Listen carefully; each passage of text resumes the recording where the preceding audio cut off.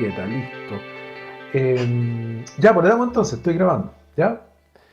Bueno, aquí estamos con un gran amigo, con Inti Briones, director de fotografía, cineasta, productor, entiendo también. Está incursionando en la producción de películas, series. Cuéntame un poquito. Películas. Películas, vale.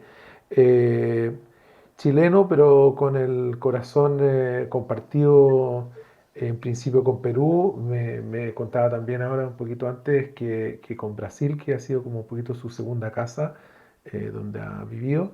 Y nada, y es un cineasta que tiene una tremenda trayectoria, básicamente como director de fotografía, con muchos premios, con muchas películas muy buenas que están circulando por un montón de mercados, que han sido vistos en un montón de pantallas. Así que, Inti, muchas gracias por estar acá. Y Gracias por la quería, invitación. no, de nada, pues es un honor para mí entrevistarte acá. Oye, y quería preguntarte primero, y para entrar súper directamente en materia, porque estas son conversaciones con artistas en cuarentena, ¿ya? Eh, ¿Dónde, en qué y con qué proyectos te pilló la pandemia? ¿En qué estabas cuando empezó la pandemia? ¿Qué teníais por delante? Cuéntame un poquito de eso. Estaba en la mitad del rodaje. A ver, creo que hay que explicar un poco de antes. Estaba haciendo una especie como de diseño de fotografía para una telenovela en Globo, en Brasil. Una telenovela con el horario creo que era las 9 de la noche. Eh, Había trabajado con el director artístico de esa novela en una película y en una serie antes. Y a él le pareció interesante innovar en este proceso de creación de una imagética, convidando a un fotógrafo que no es un fotógrafo de televisión, a eh, promover ciertas transformaciones en la forma de mirar. Entonces estuvimos varios meses previos trabajando, haciendo preproducción y todas esas cosas, y luego ya llegó la etapa de rodaje, en la que aplicaríamos todas esas teorías conjuntamente con otros directores de fotografía, que son los directores de fotografía que continuarían con el proceso, ¿no? Entonces, estábamos en principio dos directores de fotografía oficialmente y un posible potencial fotógrafo, un tercer fotógrafo. Con estos directores de fotografía estábamos rediseñando una forma de hacer rápido, ¿no? Porque las telenovelas necesitan ser muy rápidas, necesitan un flujo muy rápido, pero sin perder un poco el hilo de aprimorar la construcción de la imagen en función de la historia, ¿no? Ayudar un poco más a la historia y no automatizarse tanto, ¿no? Entonces, en eso estaba cuando empezó a suceder lo de la pandemia. O sea, Te voy a interrumpir un poquito, perdona, te voy a interrumpir un poquito porque pudiera ser que haya gente que esté, que vea esto y que no dimensione lo que hace un director de fotografía. Entonces, muy brevemente, para decir que un director de fotografía es la persona responsable de la creación, por así decirlo, de la atmósfera visual en lo que atañe a la imagen, al control de la imagen, así como la atmósfera visual de alguna manera está propuesta por el director de arte con los objetos, los diseños, los vestuarios, los colores de los lugares, en fin, etcétera. El director de foto es quien con la luz y con el uso también de los lentes, de la óptica, con sus propuestas en cuanto a dónde va la cámara, qué encuadres incluso se pueden hacer o movimientos, es el responsable de el look que tiene una película o una serie en este caso, ¿no? De la visualidad. Eso nada más Solo por si hay alguien que no le quede muy claro qué es lo que es un director de foto, qué es lo que hace un director de foto. Y en tu caso lo que explicaba es tú estabas haciendo ese diseño, ¿no es cierto?, para una telenovela en Brasil. Claro, porque las telenovelas, por ejemplo, son varias frentes que filman al mismo tiempo. Entonces necesitan varios directores de fotografía que estén trabajando en cada uno de los frentes. Entonces, la idea era crear un diseño en conjunto al principio, todos juntos, y luego, ya una vez que más o menos existía una especie de consenso, que cada uno de los directores de fotografía avancen en los distintos frentes, ¿no? Entonces, para eso lo primero que hicimos fue ir lo primero que nos tocó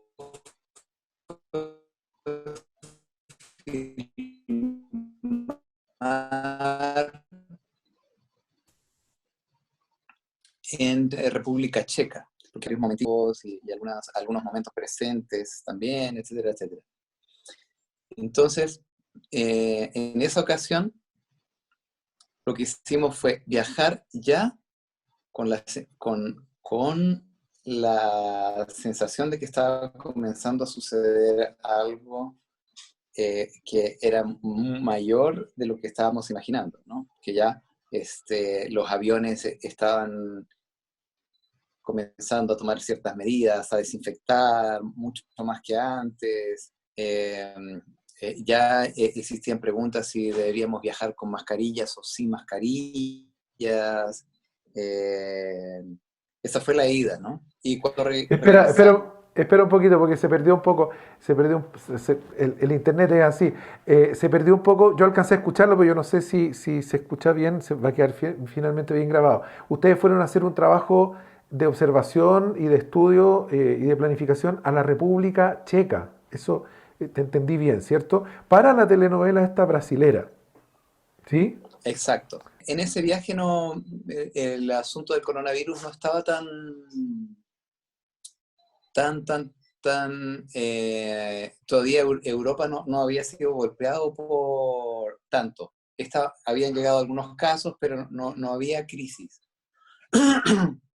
Este, pero a las 2 semanas ya fuimos a filmar. Y ahí ya estaban sucediendo muchas cosas, ¿no? Italia ya estaba cerrando, parte del equipo que ya eran amigos de la República Checa me enviaron un mensaje diciendo que se había parado todo. Eh, eh, todo lo público se cerró inmediatamente. Eh, y esa noticia llegó y bueno, nosotros seguíamos filmando, empezamos a usar alcohol gel, a desinfectar mucho más, pero así, eh, casi como, era como desde la ignorancia, ¿no? No sabíamos mucho y entonces igual el catering era abierto fácilmente y todo el mundo comía así con las manos sin pasarse mucho alcohol gel ni nada. Entonces, pero después de esa noticia, a, lo- a, lo- a la semana,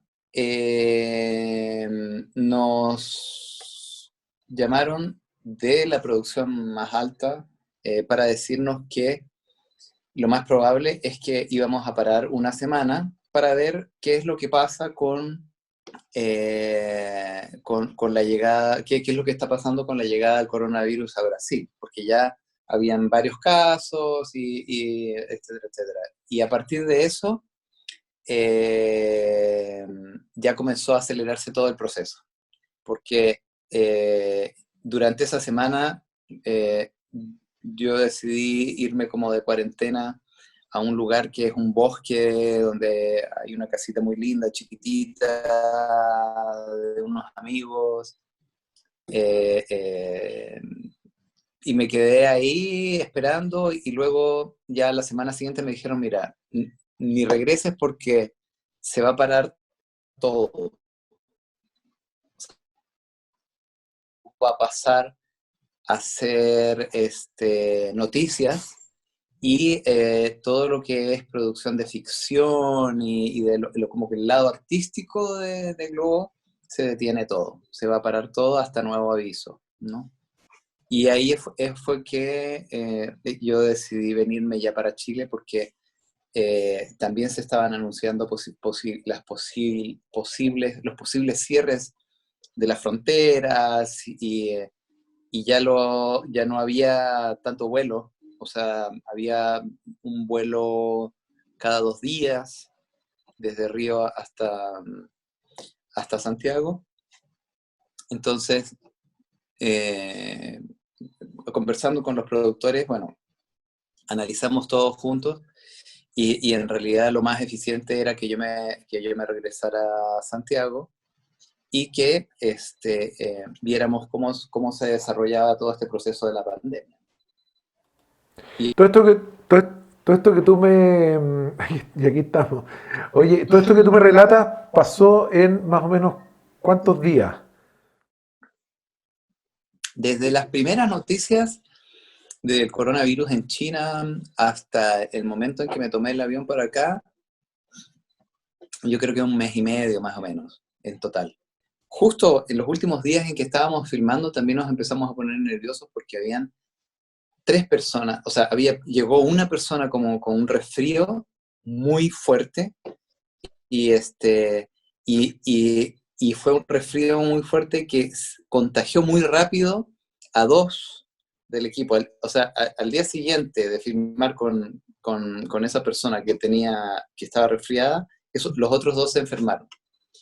Y como muchos de nosotros estábamos así ya más alertas, tomamos mucha distancia de la persona Claro. entonces no nos resfriamos, nosotros no nos resfriamos y nadie se resfrió.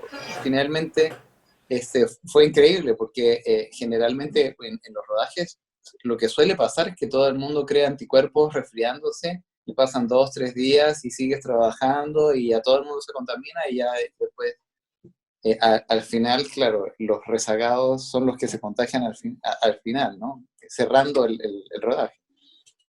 En este caso, solo esas 3 personas y fueron totalmente monitoreadas y eran resfríos comunes, ¿no?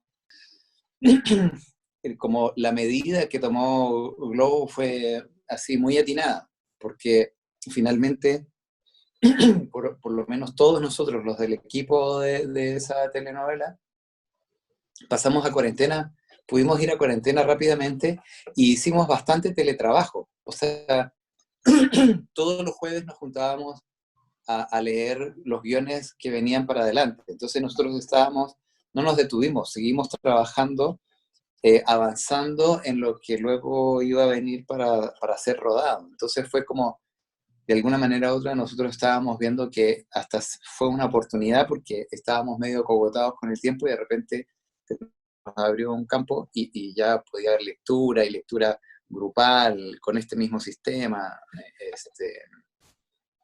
Entonces, como que la cosa siguió avanzando en realidad. Nosotros continuamos trabajando en lecturas de guión y todo eso. El único detalle es que después, por razones distintas de organización, Globo prefirió eh, adelantar las vacaciones de todos. Entonces, en este momento, el porcentaje más alto de los funcionarios de Globo están de vacaciones. Eso Eso de alguna manera les permite, eso de alguna manera les permite seguir pagándoles sueldo, pero no tener que modificar la relación contractual, digamos, simplemente movieron una fecha, ¿sí? correcto, correcto. Ahora, y aquí viene ya la pregunta que tiene que ver con un poco con el manejo de esta crisis, ¿no? Porque de alguna manera todo lo otro ha sido el antecedente para llegar a este punto. En cuanto a relación contractual, y aquí te lo pregunto, bueno, con la producción con la cual tú estás en este minuto enganchado, pero en general lo que también tú has podido ver y sobre todo que estás pudiendo mirar el mercado laboral brasilero, que es súper interesante, en relación a cómo se ve todo esto, ¿no? Porque existe un poco la idea de que los rodajes en general en el mundo, y bueno, y en Latinoamérica no tiene por qué ser distinto, van a tardar un rato en retomarse. Van a tardar un rato en retomarse. Entonces, en ese sentido, ¿qué es lo que se produce como expectativa de relación con este empleador, que en este caso es un empleador muy grande, que pareciera tener muchas espaldas, como puede ser Globo en Brasil? Pero ¿cuáles son las expectativas de relación contractual, de ingresos para los técnicos, para la gente que está en jefatura de cargos, como es tu caso? En el caso de que justamente esto se prolongue, digamos, ¿no? Y que ya pasa el periodo de las vacaciones, que una figura que se podía mover un poco y entramos salimos de vacaciones y deberíamos estar rodando, pero no estamos rodando. ¿Qué se visualiza ahí? Bueno, eh, la verdad es que yo soy como una especie de tercerización con Globo. Yo no soy contratado fijo dentro de Globo, no soy un funcionario de Globo. Entonces, tengo una relación diferente. Soy más independiente en ese sentido, ¿no? Este, lo que yo he podido observar es que Globo, de alguna manera u otra, para mi sorpresa, fue muy... no, no tanto para mi sorpresa, porque ya me habían comentado que Globo era muy seria en la protección de sus funcionarios. Y sí lo había visto. Y entendí por qué también, porque cuando tú conversas con los funcionarios son muy leales a la empresa, porque se sienten seguros dentro del cuidado. Es una cosa un poco paternal, así, bien interesante. Entonces, en ese sentido, lo que yo observo de los funcionarios de Globo que están en una situación muy privilegiada es que de alguna manera u otra, hasta el momento, están siendo, o sea, están cumpliendo con las remuneraciones y todo eso. Entonces, claro, la mayoría de ellos están todos en cuarentena voluntaria, porque en Brasil no hay cuarentena obligatoria. Entonces, están saludables. O sea, tú lo puedes observar en el chat, ¿no? Todo el mundo está de vacaciones, encerrados en su casa, pero están todos haciendo cosas. ¿No? Están todos haciendo cosas dinámicas, claro, uno que otro con menos creatividad, reclama un poco, etcétera, etcétera, pero si tú te fijas bien, están todos bastante funcionando creativamente en muchas cosas que incluso tienen que ver con el tiempo que no tenían cuando estaban en procesos de trabajo y que llevan enmendando un trabajo tras otro. Entonces, el retorno a casa para ellos ha sido muy saludable. O sea, los ves más contentos, menos cansados, etcétera, etcétera. Entonces, en ese sentido, eh, me parece interesante como, de hecho, cómo algunas cosas pueden suceder. O sea, uno diría, no, es que es una empresa gigante y el comportamiento puede ser de empresa gigante, qué sé yo. Pero desde lo que he podido observar, esa empresa gigante como ha apostado por la lealtad de su gente, ¿no? Entonces, por lo tanto, como ellos ocuparon una frase conmigo también, de hecho, ¿no? Dice, vamos a honrar nuestros compromisos. Entonces, por ejemplo, en relación a la relación conmigo, también han sido súper correctos y han sido literalmente honorables, ¿no? Fue muy bonita la palabra en ese sentido, así como sobre la honorabilidad, ¿no?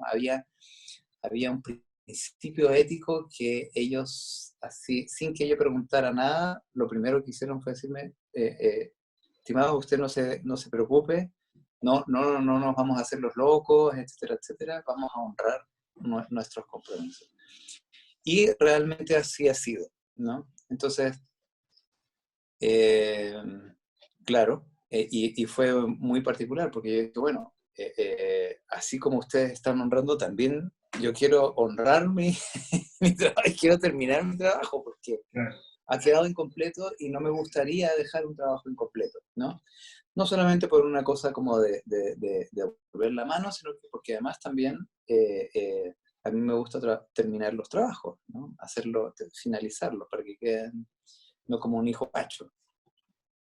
Entonces, en ese sentido, de alguna manera u otra, bueno, en el caso de los funcionarios saben que van a tener hasta nuevo aviso, porque van a acabar las vacaciones y después van a seguir recibiendo su sueldo. No es mi caso, yo soy un tercero, entonces mi relación económica con ellos ya terminó, ¿no?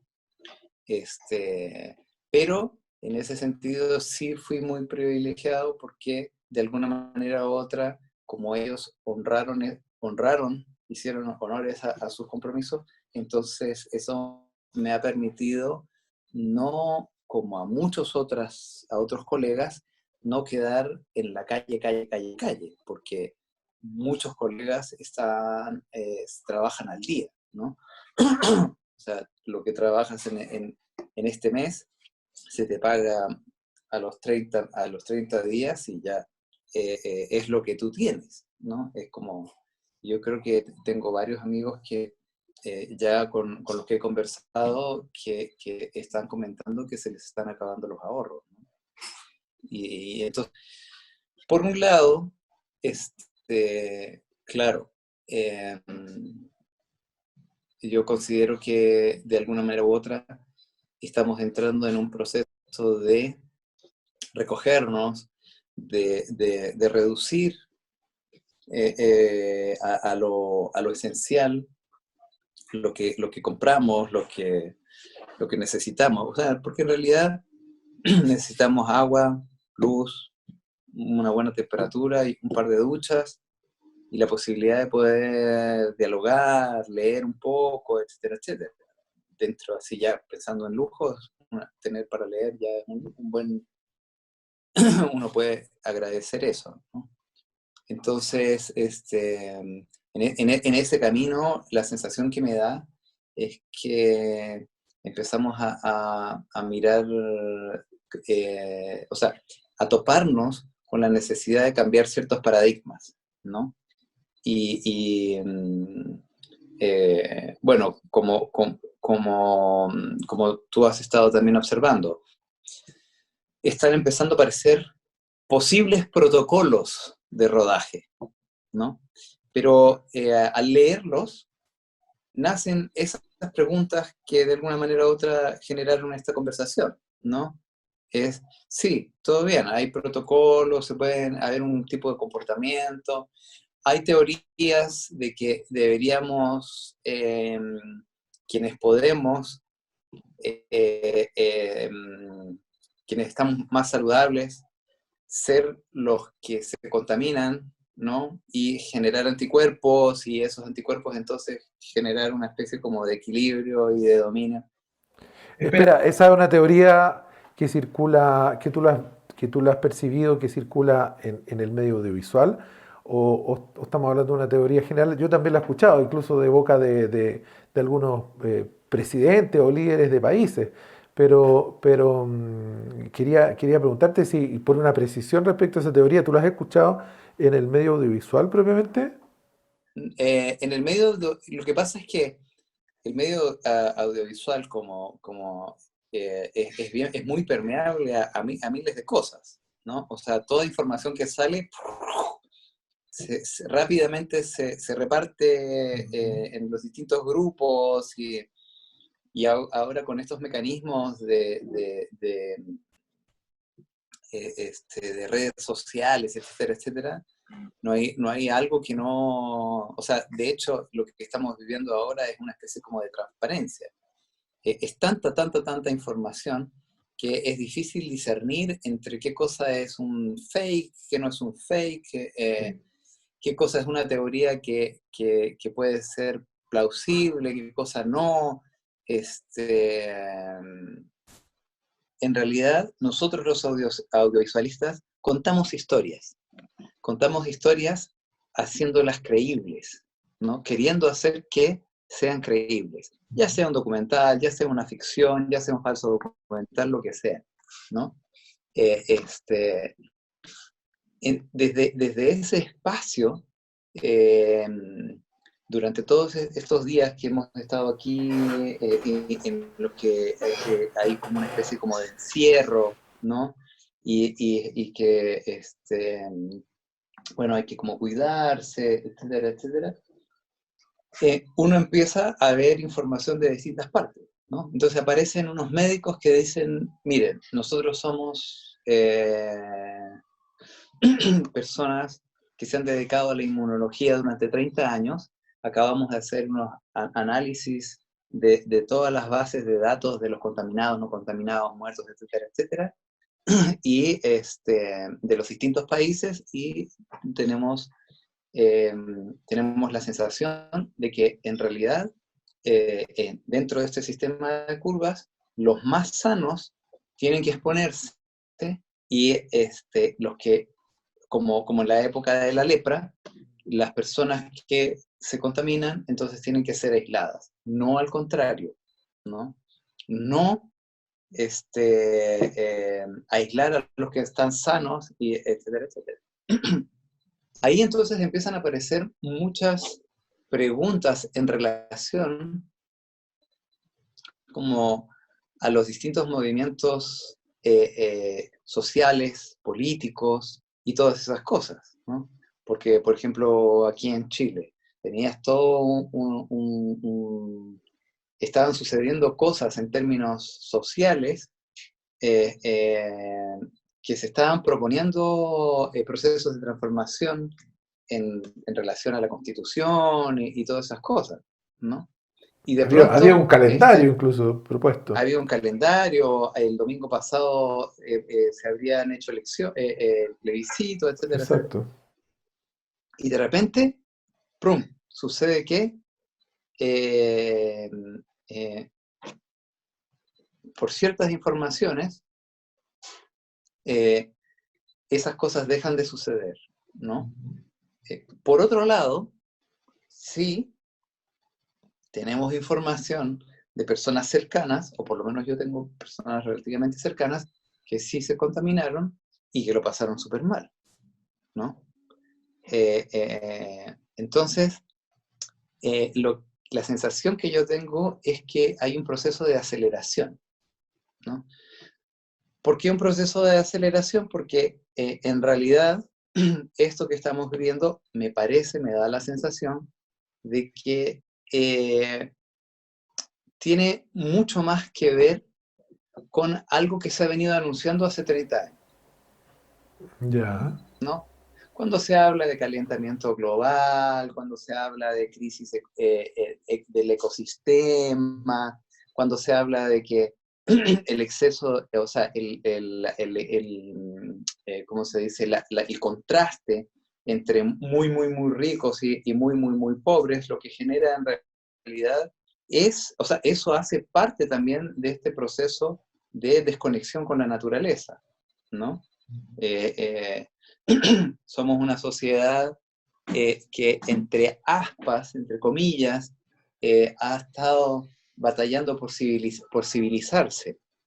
Y este proceso civilizatorio en realidad no está siendo civilizatorio, está haciendo todo lo contrario, está generando una desconexión con nuestros propios procesos naturales. Entonces ya no sabemos alimentarnos, ya no sabemos curarnos, ya no sabemos relacionarnos con nuestras propias naturalezas, ¿no? Entonces, desde esa perspectiva, yo creo que si hay un proceso de encierro, ese proceso de encierro en realidad es un llamado a escucharnos a nosotros mismos, ¿no? Pero no desde el ego, no desde el yo, sino que desde un aspecto más integral, o sea, es empezar a reconectarnos con lo intuitivo, ¿no? Hace 30 años dejamos o sea, aceleradamente dejamos de conectarnos con lo intuitivo, como sociedad global, ¿no? Desde mi perspectiva, el proceso de aceleración nace cuando nace la industria, ¿no? Nosotros trabajamos en cine. El cine supuestamente es una industria, pero aquí en Chile nunca fue una industria, ¿no? Nunca vimos una industria. Tiene atisbos industriales porque usamos máquinas que son caras, procesos que son caros, etcétera, etcétera, pero no existe una industria, ¿no? Entonces, nosotros como cineastas en Chile o en Perú no sabemos lo que es una industria, ¿no? O sea, yo me acabo de topar con algo un poco más industrial en Brasil, con Globo. Globo sí, sí es una industria, ¿no? Y ahí comencé a entender, ok, claro, esto funciona de cierta forma. Entonces, la industria es bien particular porque, por ejemplo, esa industria tiene comportamientos éticos, pero tiene comportamientos éticos en función de cosas más macro, ¿no? De comportamientos más macros, ¿no? Entonces, desde ese lugar, así observando esas cosas, habiendo filmado un poco en Francia, en una cosa que sí era más industrial, habiendo filmado en países donde hacía muchos años no se filmaba una película, etcétera, etcétera, me da la sensación de que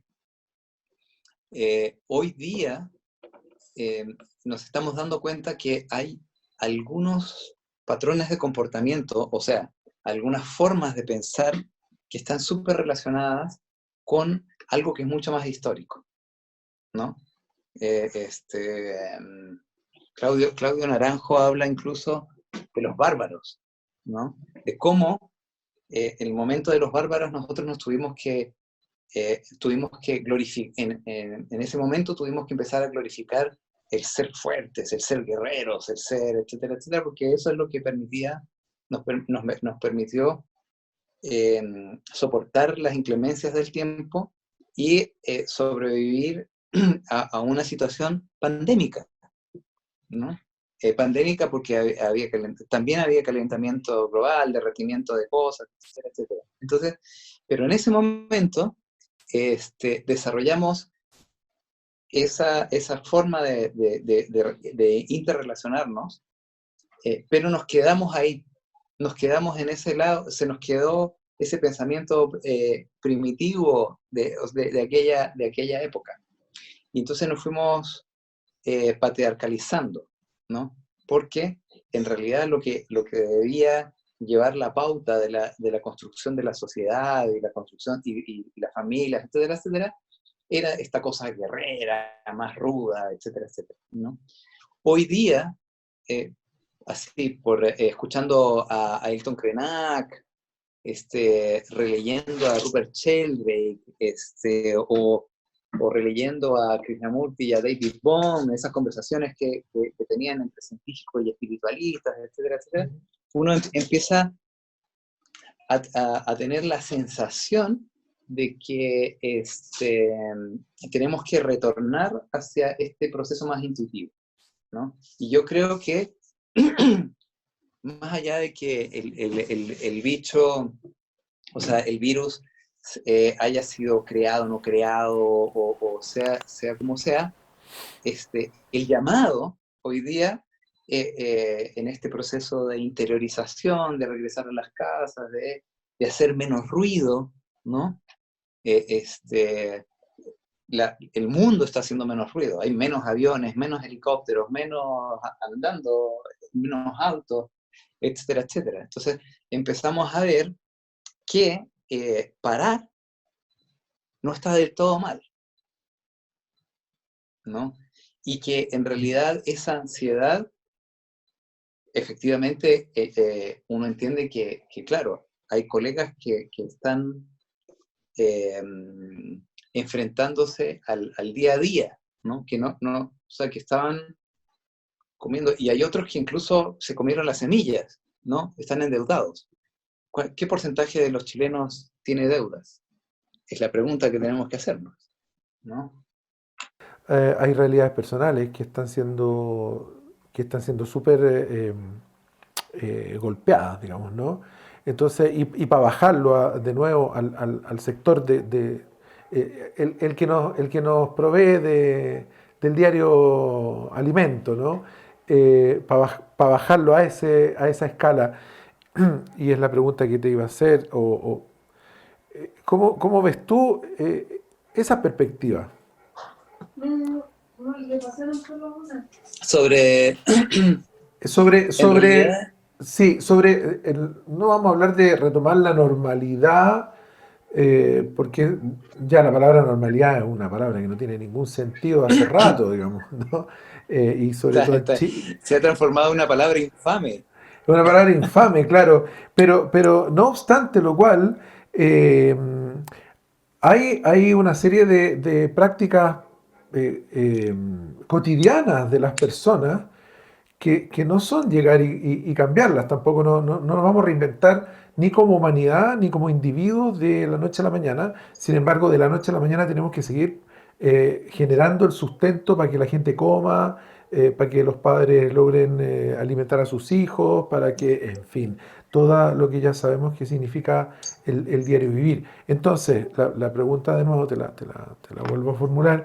¿Cómo visualizas tú ese espacio que tenemos que recorrer como esta vez como cineastas, pero en el ámbito de los técnicos, de los trabajadores? Estoy hablando un poco como del trabajo, ¿no es cierto?, de Ujú, las personas que hacemos cine y ujú. audiovisual. ¿Cómo se ve ese tránsito, digamos, cuando a lo mejor incluso Claro, las distancias hacia la salida del túnel simplemente no son posibles de apreciar? claro. La pregunta sería ahí, así, como una característica humana, ¿no? Y no solo humana, sino que como justamente como una característica de seres vivos, ¿no? Ni siquiera es humana. Los humanos, de hecho, nos ha costado un poco más, pero como seres vivos, nosotros estamos constantemente reinventándonos. Nos vemos enfrentados a cierto tipo de desafíos, ya sean enfermedades, ya sea problemas afectivos familiares, problemas afectivos de pareja, ya sea laborales, ¿no? Y cuando hablo de lo laboral es qué cosa es lo laboral, ¿no? Nosotros hoy día hablamos de laboral porque es de labor, ¿no? Pero la labor no es ser contratado por alguien. Eh, eh, eh, yo tengo la sensación de que nos vamos a enfrentar a un proceso nuevo de reinventarnos, ¿no? Y en ese reinventarnos estará la oportunidad de reconsiderar aspectos éticos profundos, ¿no? Que tienen que ver con qué es lo que queremos, qué es lo que queremos conservar de en nuestra sociedad, en nuestra organización, como sociedad, no solo como seres humanos, sino que también como seres partícipes de un sistema más complejo, en el que hay animales, plantas, biosferas, noósferas y todas esas cosas, ¿no? Eh, yo creo que la pregunta está ahí. O sea, la pregunta está en qué queremos nosotros conservar, porque en eso que queremos conservar vamos a tener que retransformarnos, reinventarnos, ¿no? Tal vez ya no sean tiempos para algunas personas, entre los cuales yo me incluyo, de seguir haciendo cine, ¿no? Porque de hecho, como decía Raúl Ruiz, el cine ha muerto y está renegociando su retorno, ¿no? El cine ya hoy día había muchas dificultades para llevar personas a las salas, ¿no? Estábamos mucho más encerrados en nuestras casas sin tener esa experiencia común de ver una película en conjunto, grande, ensoñadora, etcétera, etcétera, y nos preferíamos saber la historia y si era buena, si no era buena, si estaba bien hecha o no estaba bien hecha, para poder comentarla. Y para la mayoría de la población, era suficiente en el computador o en el DVD, ya el DVD es algo más antiguo, ni qué decir VHS y todas esas cosas, ¿no? Eh, pero hoy día lo que está pasando es que el cine, el audiovisual, está entrando a una nueva plataforma, ¿no? Entonces la pregunta es, en esta nueva plataforma, en estas nuevas plataformas, que son nuevas plataformas que tienen comportamientos éticos singulares, que están también definiéndose y redefiniéndose, ¿no? Entonces, nosotros eh, queremos seguir en esa rueda de la fortuna, queremos seguir en este devenir, o tenemos que replantearnos cosas, ¿no? O tenemos que mirar de otra forma nuestro quehacer, nuestro vivir y nuestra labor, ¿no? La labor en realidad está relacionada con lo que a uno lo apasiona. Personalmente, yo no tengo una pasión por el cine, por el cine mismo. A mí lo que me apasionaba del cine es que era posible reflexionar, era posible estudiar, era posible compartir, era posible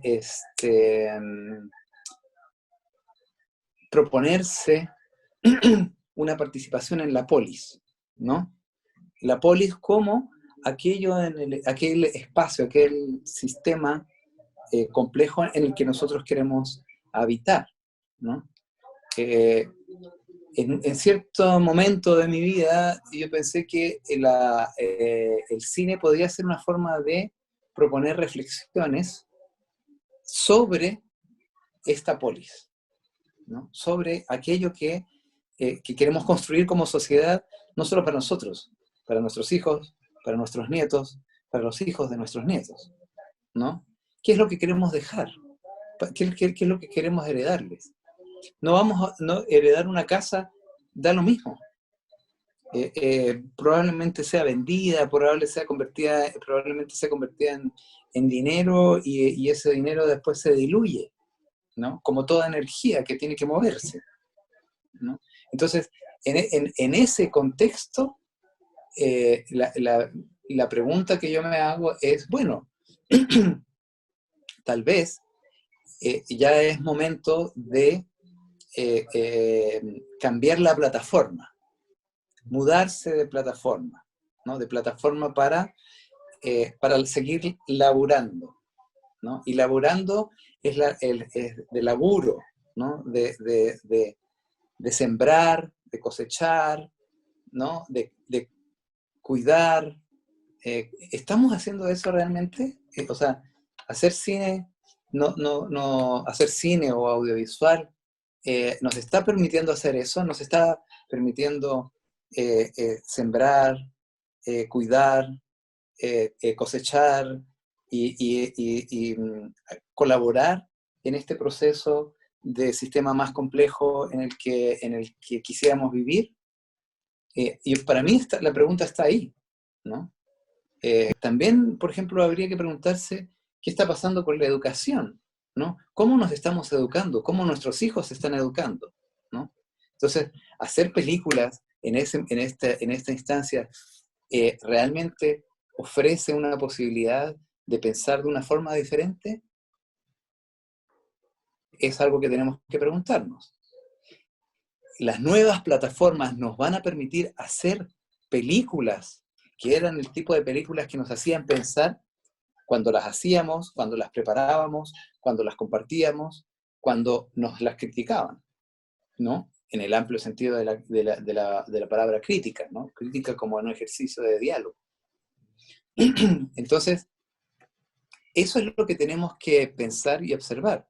efectivamente tenemos otro aspecto que es un aspecto que es mucho más urgente, que es la sobrevivencia de muchas personas que vivían al día, que viven al día y que se ven enfrentadas a un conjunto de circunstancias en las que las fuentes que tenían de acceso al pan de cada día se detuvieron por una razón biológica, pandémica, etcétera, etcétera.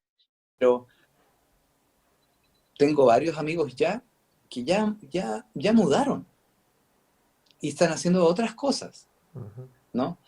El punto, yo creo que no es si podemos hacer o no podemos hacer películas, si podemos seguir viviendo de esto o no podemos seguir viviendo, sino que el punto es que tenemos que preguntarnos qué clase de sociedad estamos constituyendo, ¿no? Y esta pausa es una pausa que nos puede permitir observar eso, observar y preguntarnos qué es lo que queremos y cómo lo vamos a defender, ¿no? Porque hay otros que quieren otras cosas y se han organizado muy bien y están muy organizados y están haciendo las cosas en el sentido de lo que a ellos les interesa, bien ordenadito.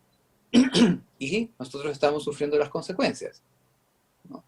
¿Por qué estamos nosotros sufriendo esas consecuencias si todos nosotros estamos de acuerdo que queremos vivir en paz, que queremos vivir afectuosamente, que queremos convivir, ¿no? Y que en realidad no es lo esencial, es lo básico y que toda este conjunto de ilusiones, de sueños, de tener casas con piscinas y autos y turismo y computadores y tecnología y el último modelo del teléfono de no sé qué, etcétera, etcétera, eh, eh, no como proceso laboral, sino que como proceso de un imaginario de que vamos a vivir mejor y que de eso estamos mejor. Resulta que, bueno, han pasado 4.000 años, en estos 120 años lo único que hemos hecho es súper destruir pensando que íbamos a estar en una mejor condición, en un como proceso civilizatorio, y esa civilización finalmente no, no está cumpliendo con las expectativas de nadie, porque ni siquiera los que acumulan grandes cantidades de dinero están bien con ellos mismos. Exacto. Porque si no, no necesitarían seguir acumulando a un nivel de acumulación. Si tú estás saludable en términos espirituales, etcétera, etcétera, lo que te nace es colaborar, es compartir, es hacer que los otros se desarrollen también, ¿no? Cuando a alguien acumula, acumula, acumula, acumula, y no le importa si los otros se desarrollan o nosotros no se desarrollan, esa persona perdió su conexión con el sistema. Ya no es parte de un sistema complejo. Se pone paranoico, empieza a sentir que le quieren robar la plata, y tiene millones en el banco, y etcétera, etcétera. Pero está enfermo, está muy enfermo, ¿no? Tiene una dolencia, ¿no? Es muy bonita la palabra en portugués, dolencia, porque es un dolor, ¿no? La Mm. dolencia, o sea, tú tienes una dolencia porque en realidad arrastras con un dolor, que es un dolor crónico. Entonces, en el fondo, lo que tenemos que preguntarnos en todo este proceso, que es lo que ya nos veníamos preguntando en Chile por lo menos desde que hubo esa crisis, que empezó a movilizarnos, porque nosotros todavía estamos en una situación, nosotros estamos mucho más cerca de la pobreza que de la riqueza. Aún así, somos privilegiados, porque tenemos un techo, porque tenemos que comer, porque podemos tomar una ducha de agua caliente al día, ¿no? Sin arriesgar, y en una situación de pandemia no tenemos que arriesgarnos a salir, ¿no? Mm. Podemos todavía resistir de alguna forma y crear un pequeño ecosistema de sobrevivencia esperando latentes como como era antes el celuloide, ¿no? Para que llegue una nueva luz y nos expongamos de nuevo, ¿no? Bueno, ahí entonces está la pregunta. Oye, bueno, entonces tú dices, bueno, ahí está finalmente la pregunta. La pregunta, La pregunta tú, esencial para mí hoy día es qué ya, es lo que decía, es lo que dice Maturana con sus principios matrísticos. Es qué es lo que queremos conservar. Ahí está la pregunta. ¿Qué es lo que queremos conservar? ¿Cómo nos queremos relacionar? ¿Cómo queremos estar nosotros? ¿Cómo queremos constituir este sistema complejo que se llama humanidad, que hace parte de un sistema complejo que se llama biosfera, ¿no? Tenemos que empezar a aprender a relacionarnos de nuevo con los animales, a tener una relación de respeto con los animales, con las plantas, con los bosques. El agua está en el mundo está rondando mucho más rápido y en la superficie y no baja porque nos hemos echado todos los bosques. Entonces las bueno, lluvias pero pasan de largo. entonces, la tarea, si tú quieres, eh, ahora llevando la reflexión hacia el ámbito del audiovisual, Sí, eh, sí, sí, la tarea en ese ámbito tiene que ver con también una conexión, ¿no es cierto?, en términos de la producción de contenido, quizá, desde el ámbito del audiovisual, que empiecen a favorecer esa conexión también. Ahora, una cosa es la exacto, producción de los contenidos, otra cosa son las prácticas para producir esos contenidos, que son prácticas que hacen uso de técnicas industriales, hacen uso de tecnología, generan cadenas laborales, generan cadenas de exacto, contratos, de trabajos, de todo, en donde claro, la maquinita sigue siendo la otra, digamos, ¿no? claro. Entonces, Pero por también hay un ejemplo, desafío ahí para descubrir cómo se resuelve exacto, la máquina productiva, cómo resuelve la forma en que se rediseña, ¿sí? exacto. Mm, ¿Cómo rediseñamos esa estructura? Porque, por ejemplo, si tú observas, los rodajes son todos antiecológicos a morir. sí, O sea, hoy día ya había un proceso, cada uno estaba llevando su botellita y rellenaba, entonces ya no eran tantos tarros de plástico y que no sé qué. Este, las nuevas cámaras nos están permitiendo no usar tanto parque de luces, por lo tanto el consumo de energía es mucho menor. la huella de Eh, carbono. hemos, claro, hemos Mm, aprendido a usar luz natural, y etcétera, etcétera, muchas cosas. Pero aún eso no está siendo suficiente, ¿no? mm. No está y no está siendo suficiente, entonces, ¿por qué? Porque todavía nos cuestionábamos por qué se gasta mucho más dinero en arrendar equipos que en pagarle a las personas que usan los equipos. Claro. Bueno, el equipo no tiene que alimentarse. El equipo, con un poco de buen mantenimiento y, por supuesto, la persona que los compra, la deuda, no sé qué, etcétera, etcétera. Pero eh, no tiene sentido, no tiene sentido que quien le da vida a esas máquinas, quien hace que esas máquinas tengan un comportamiento más interesante o menos interesante, eh, eh, eh, eh, sean menos pagos que la cantidad de equipos que se pagan, ¿no? Claro, Ah, esa es una buena pregunta, ¿no? claro. ¿Cómo estamos nosotros alimentando también esos, esos sistemas? ¿No? Porque son sistemas que se van creando y autocreando. Y en esos sistemas que se van creando y autocreando, hay por detrás una forma de pensar. Entonces, hoy día, la reflexión que me nace en este momento de introspección y de ver cómo nos estamos relacionando, etcétera, etcétera, tiene mucho que ver con eso.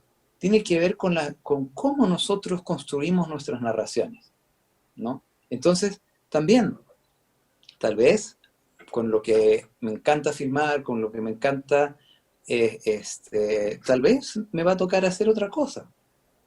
Si estoy abierto y preparado para hacer otra cosa, esa otra cosa se va a llenar de aquello que en realidad profundamente me apasiona, que no es el ejercicio mismo de hacer cine, que no es el ejercicio mismo de rodar y ¿no? sacarnos la foto con la camarota, con el lentesote, etcétera, etcétera.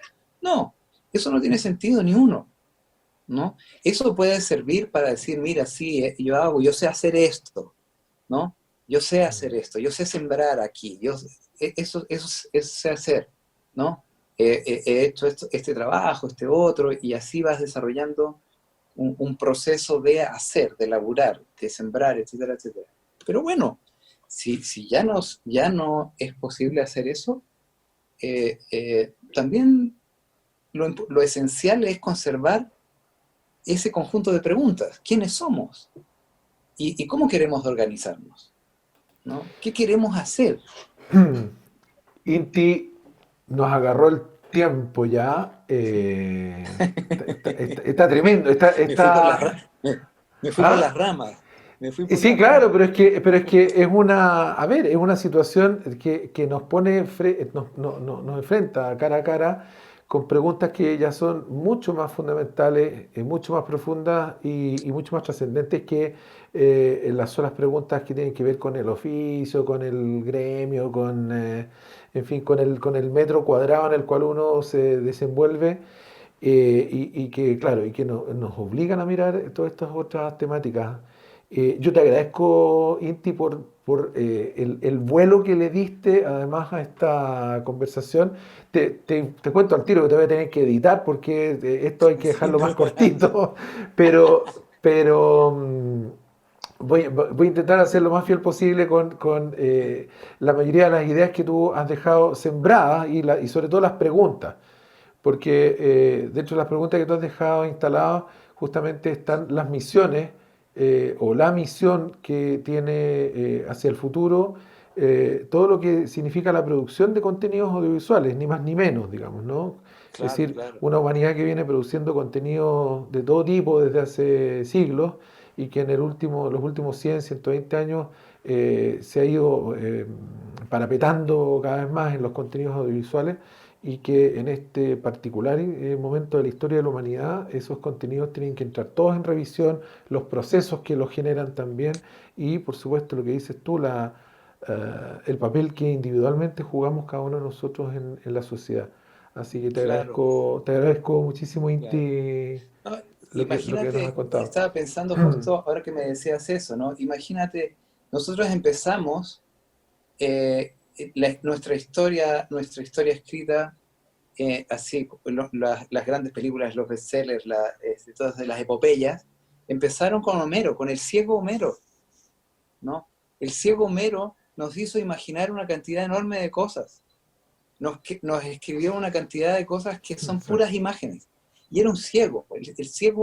El ciego veía mucho más que nosotros y tanto que alimenta nuestra visión hoy día también. Entonces, desde esa perspectiva, ya después se dejó de escribir y se empezó a pintar y después apareció la música y la música se hizo más compleja Inti y todo eso. Briones, te voy a tener que cortar. Te voy a tener que poner stop. Oye, Buena suerte. te agradezco mucho y vamos a Sí, oye, ya retomarla. tengo otra reunión ahora, sí. Ya está. Bueno, un gustazo, Inti. Gran abrazo. Muchas gracias. Gran abrazo también Gracias por la para ti. invitación. Ya está. Chao, nos vemos. Chao. Y te voy a llamar de nuevo para la continuación de Homero y todo lo que venía, y todo lo que Bien. venía después, los 2500 años que vinieron después. Un abrazo. Chao. Chao. Chao.